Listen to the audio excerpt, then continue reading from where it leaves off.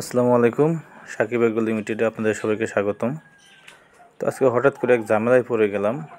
ঝামেলাটা হলো এই যে আপনারা দেখতে পাচ্ছেন সোনালী মুরগিগুলো, এই যে মুরগটা বিশেষ করে এদের রুমের মাঝামাঝি যে একটা বেড়া দেওয়া আছে, এই যে দেখতে পারতেছেন, এই বেড়ার উপর দিয়ে উঠে ওই পাশে যে টাইগার মুরগি রাখছি, তো ওইখানে গিয়ে ওদেরকে খুব প্রচুর পরিমাণে ঠুকরায় এবং ঠুকরাতে ঠুকতে মানে লোম উঠায় ছিঁড়ে ফেলে।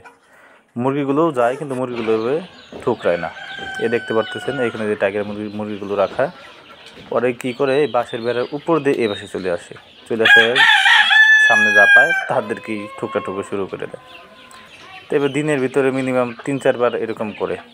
তো এইভাবে তো আর রাখা যায় না, প্রায় 2টা মুরগিকে ঠুকরায় অবস্থা খারাপ করে ফেলেছে। ওইগুলো আমি অন্য একটা রুমে সেপারেট করে রেখেছি খাঁচার ভিতরে, এবং প্রাথমিকভাবে যে ট্রিটমেন্ট দেওয়া সেটা ট্রিটমেন্ট দিতেছি।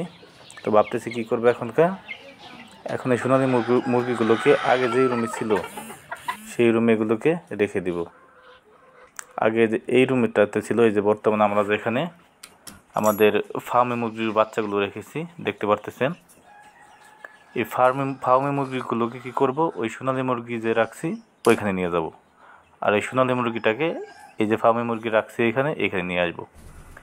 তাহলেই দেখা যাবে যে যেহেতু সোনালী মুরগিগুলো আমাদের খুবই আক্রমণাত্মক, তো ওরা এখানে একটা সেপারেট থাকলে ওই ভিতরে আর যাইতে পারবে না। সেক্ষেত্রে আমাদের টাইগার মুরগিগুলো আলহামদুলিল্লাহ ভালো থাকবে, আবার ফার্মি মুরগির বাচ্চাগুলো সেফলি এখানে বড় পরিসরে একটা জায়গা পাবে, যা ওদের জন্য খুবই প্রয়োজন।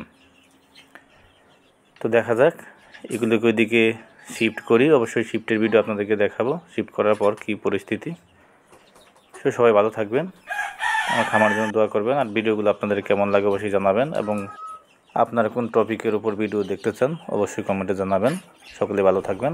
আল্লাহ হাফেজ। আসসালামু আলাইকুম।